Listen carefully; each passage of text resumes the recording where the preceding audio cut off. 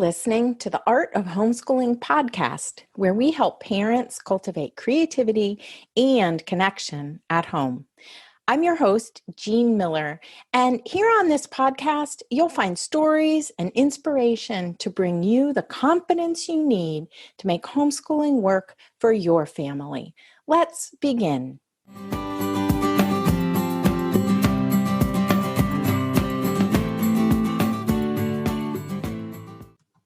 Hi there, I'm Jean, and I'm an overthinker. Are you an overthinker too? Welcome to episode 47, Overthinkers Anonymous. Okay, I totally made that up. There really is no such thing as Overthinkers Anonymous, but let's just go with it and see where this takes us. Here is my observation. Many of us tend to stay stuck in thinking mode, reviewing, ruminating, overanalyzing, and even becoming paralyzed by indecision, right? We're the leaders of our homeschools. We're the parents who are facilitating the learning. And sometimes we just get stuck in these thought loops inside of our own heads. Today on the podcast, I want to go into why we overthink and how we might let that go so we can overcome decision fatigue and stop feeling so overwhelmed. Let's dive in, starting with exactly what is overthinking and why do we do it as homeschoolers? So first of all, homeschooling can feel like a really big responsibility. I know, I certainly felt that way. And we want to do it well. We want to give our children the very best. And for goodness sakes, we certainly don't want to mess things up. All of those seem like really good thoughts, right? Really good motivators, but they often cause us to stay stuck in overthinking mode. This is something that seems to especially plague women, mothers, I find. So I just started reading a new book, a book by Anne Bogle called Don't Overthink It. And her definition of overthinking is this. When we talk about overthinking, we're talking about those times when we lavish mental energy on things that don't deserve it. So good. So here are just a few considerations that I want you to contemplate before I offer you 3 ways to stop overthinking. All right, first, overthinking is really often a way of procrastinating. When we don't feel ready to take action, when we feel uncertain or even reluctant to move forward, staying stuck in like a thought loop where we review things over and over and over again can actually be a form of procrastination. I know this can feel like it just kind of happens to us, but it's almost like a habit we need to break. We can stop, right? We can stop staying in our heads so much. It's just a matter of being more conscious and intentional with our thoughts, feelings, and actions. Second consideration is when we feel unsure about something and like there's nowhere to fact check it, right? Or when we think we have to do things a certain way, but if only someone would just tell us what that way is, we tend to keep searching, right? We keep searching and searching, and we keep considering. We consider all the options, then we start over and consider all the options again. And we might even be telling ourselves, oh, but this would be better, or maybe that would be even better. The truth is that taking action is sometimes the only way we're going to find out. It's the only way to know if what we're considering is a good idea or not, because clarity comes from taking action. And in homeschooling, it is the doing that counts. So we need to get to the doing.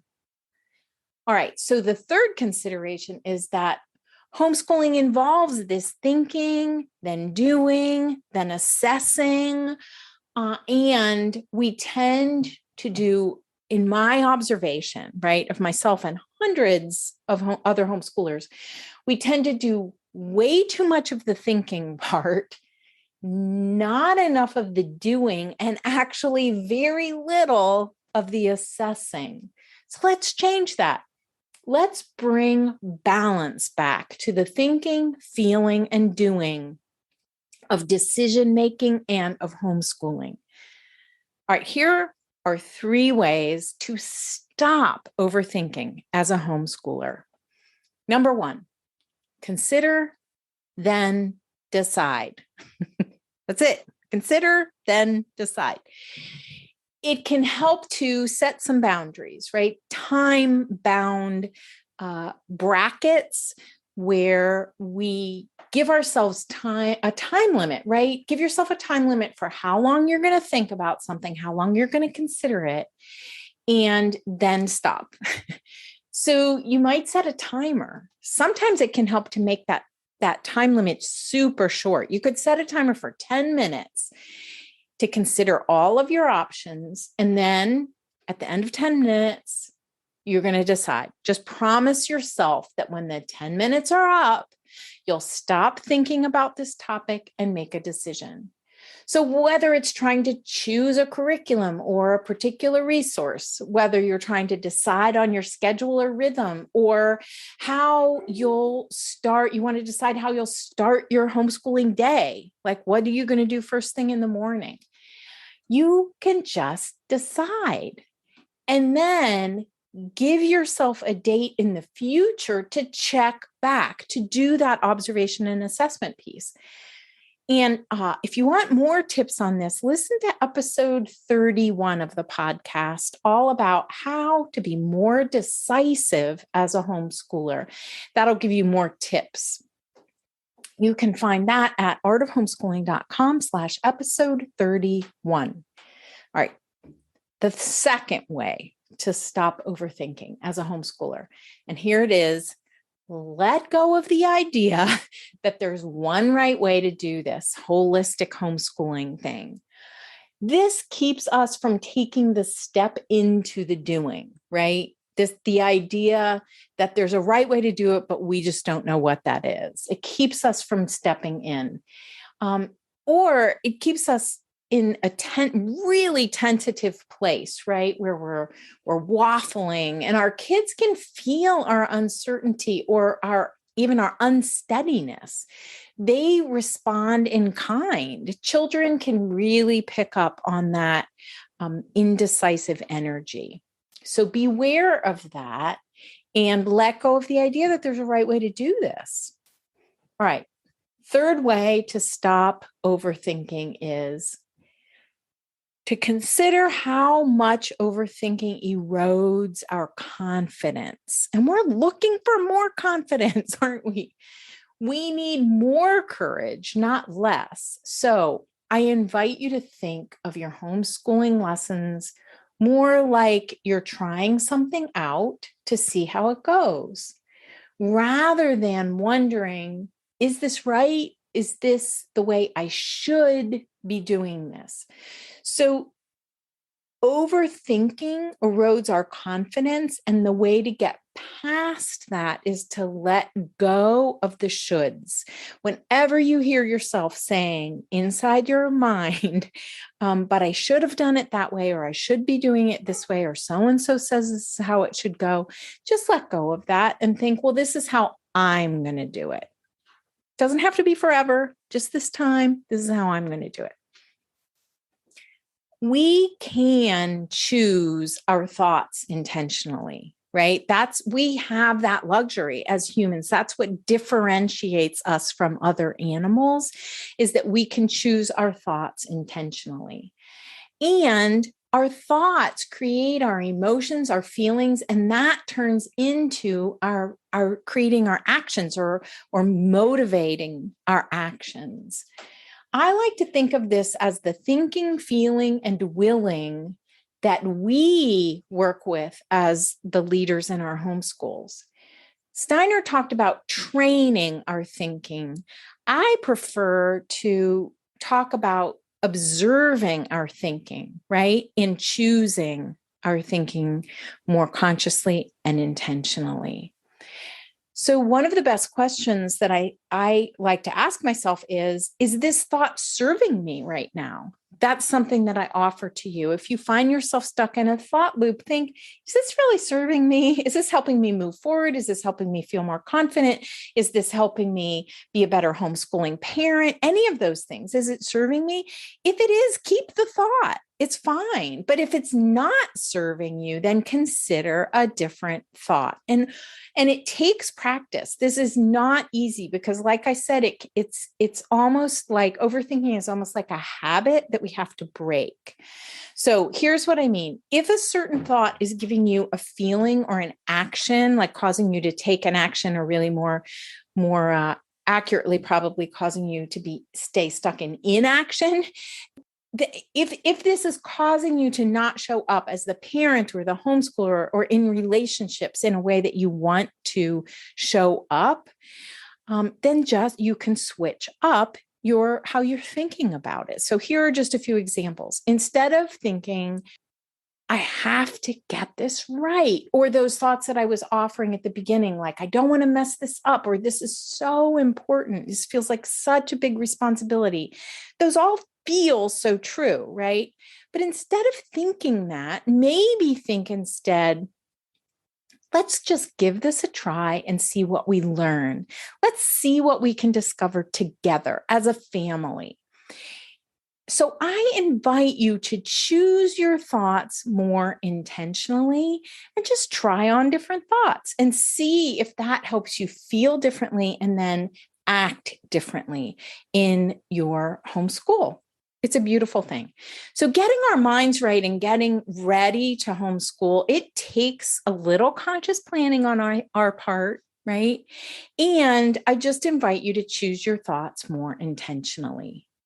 Just don't overthink it. Let go of overthinking. Overthinking is exhausting, and it really can keep us stuck in this repetitive, unhelpful space of constantly second guessing ourselves. So I say, let's join together in Overthinkers Anonymous and agree to choose intentional thoughts over automatic ones that sometimes show up that we might be accustomed to, automatic thoughts that just keep us stuck. Honestly, the first step is just deciding to give up overthinking. So let's do that together. If you're finding this helpful, there's more inside the Homeschool with Waldorf community membership. So come join us. We have a masterclass on creating the space for homeschooling. That was our focus for the month of August, where we looked at setting up both the physical and the mental space for helping to prepare us to homeschool. In September, we're taking a deep dive into the art of teaching, a masterclass with lessons on our role as the teacher, how to use the curriculum, and lots of other teaching tips. When you join Homeschool with Waldorf, the membership, you get to participate in this month's deep dive focus, as well as you get access to all the previous masterclasses and content. And I think the very best part is that we have 3 group coaching calls a month where you can talk with me and other homeschoolers about anything, about how to stop overthinking, about how to make more progress, about what works, what doesn't work for your children at the grade level they are, all kinds of things to help you foster stronger connections with your children and in your family.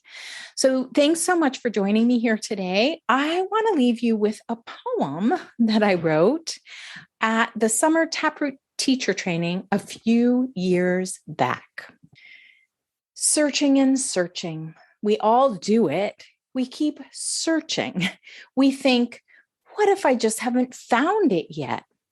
The truth is, we have enough right here, right now. We don't always need more because what your children really want is you. You can find the show notes for this episode at artofhomeschooling.com/episode 47. That's all for today, my friend. But here's what I want you to remember. Rather than perfection, let's focus on connection. Thanks so much for listening, and I'll see you on the next episode of the Art of Homeschooling podcast.